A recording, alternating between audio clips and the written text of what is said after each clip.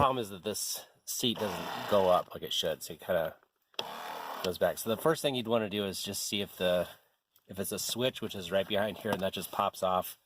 There's a little component behind that, it plugs right in.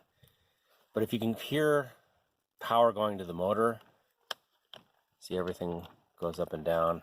You can hear it going, see it moving, and you can tell that the motor. So now we know it's either the motor or the track underneath there. So we're gonna go back here, and this little guy pops right off from here like that.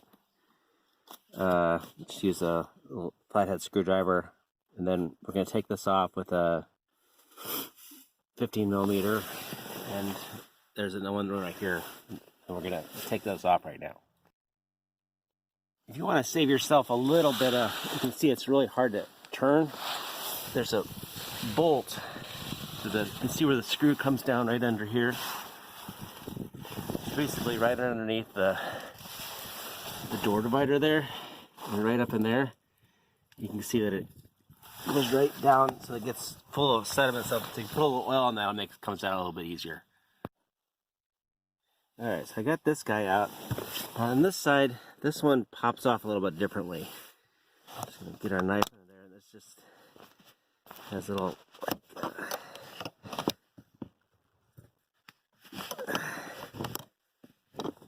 let's see if I can get that into there.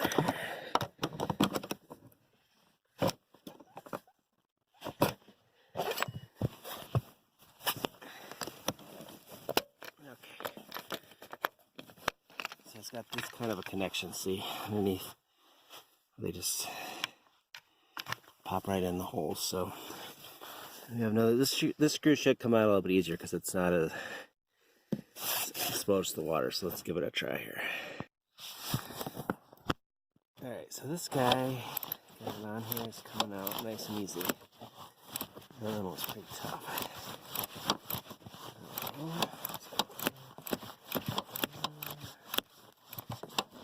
Here. Okay, so here we are on the other side. You can see it lifts right up. It fit right in these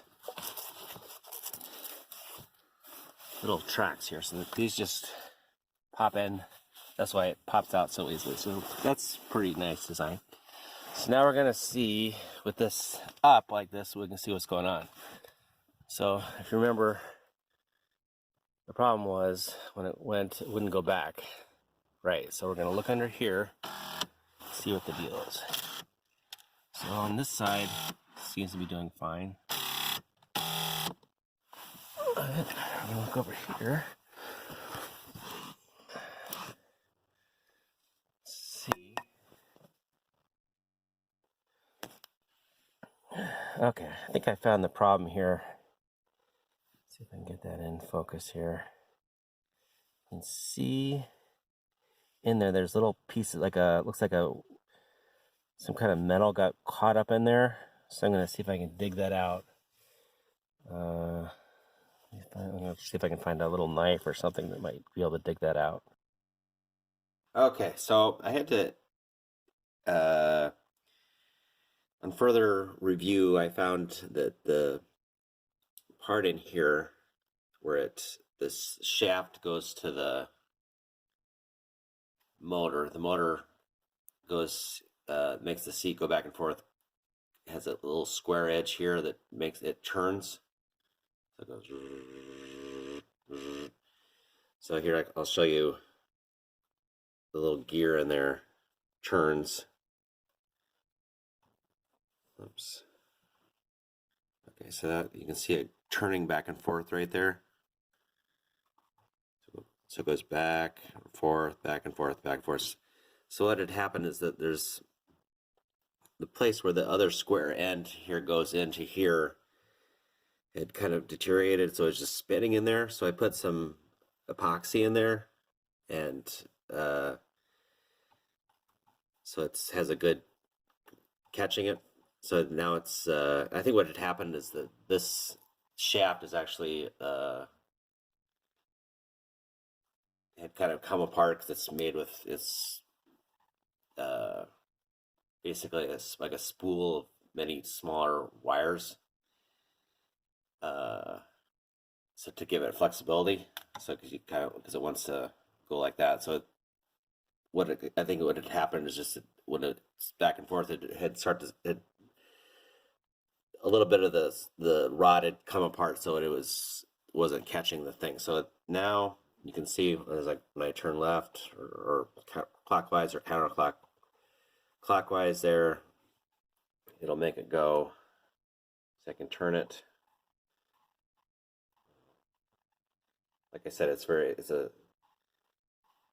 depends on a gear. So the gears doesn't take much. Each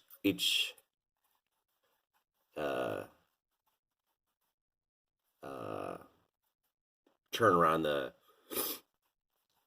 thing here only makes it go maybe a few millimeters at a time. So to get this off, what I had to do, this is a T45. These guys here, right here, were T45s, like those star bits or Torx bits.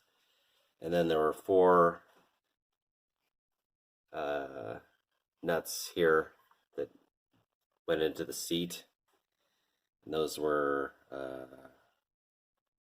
14 millimeter.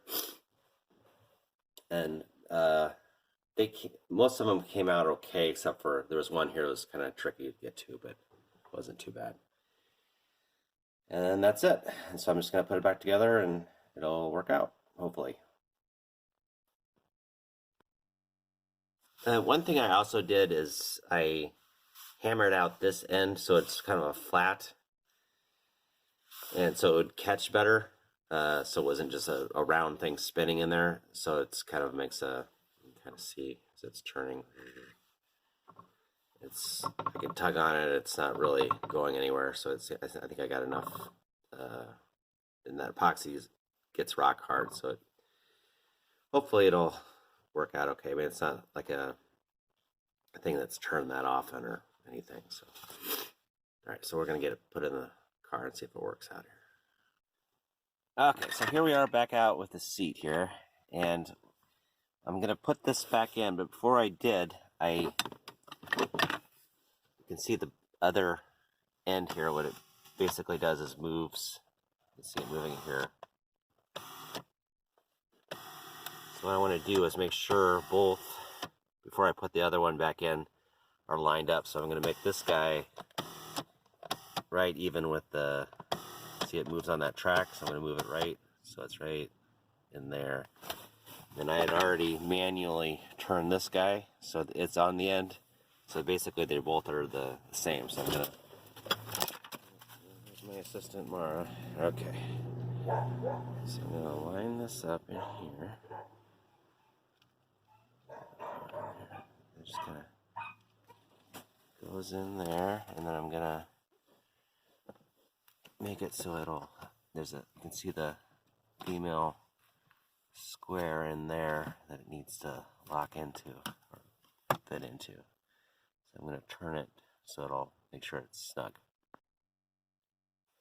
Alright, so remember these are T45 star bolts here, so I got it all hooked up. Let's give it our test here. Here we go. Up. There. Alright. And on the other side, what usually happens, or at least happens on the other side here, was that like a little piece of fabric got caught in there, and the gears right in there. And that was causing it, but this one actually had just popped off, so maybe it had initially gotten tangled up and then burst its way through because it was trying to twist on it. So anyway, I'll get this all bolted back up and should be ready to go.